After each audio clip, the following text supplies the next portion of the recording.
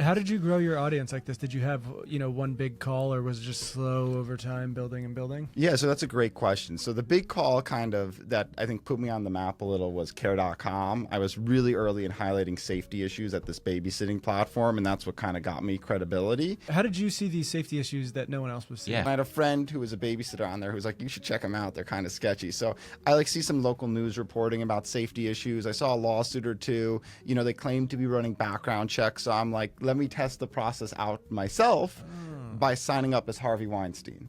So I used a photo of Harvey Weinstein. I used the email harveythebabysitter@gmail.com. I impersonated Harvey Weinstein. I made up like a social security number, and I consent to their background check. And I'm documenting this all.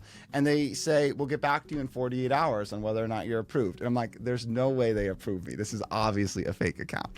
And 48 hours later, I passed their background check. Hello, Harvey. I was verified, CPR certified. And I started applying to babysitting jobs as Harvey Weinstein. Then I'm like, okay, something is wrong. They're like charging parents for these background checks that don't work. And they're clearly like, if I can lie, a sex offender can lie, someone criminal can lie.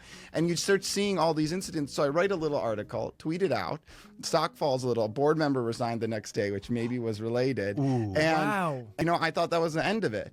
And then I get called into the dean of students office at Stanford, and they're like, we got a phone call about you violating company's terms of service on like using Stanford Wi-Fi, and they're like, do you want to take your article down? I'm like, no, this is like corruption. What?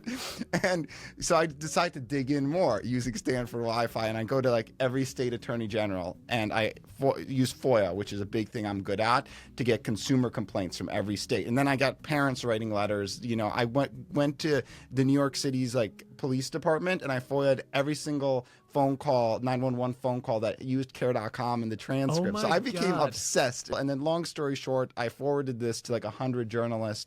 Only 2 replied, one of whom was Gregory Zuckerman at the Wall Street Journal. Then he did a year-long investigation that resulted in a front-page story where care.com babysitters with criminal histories were approved to babysit kids on the site, and oftentimes the kids died in their care. So somebody banned from running a babysitting service, like or a daycare is running it on care.com. Somebody who's told she can't run an unlicensed daycare runs it, and then kids drown in a swimming pool. Like parents trust them, and the kids get hurt.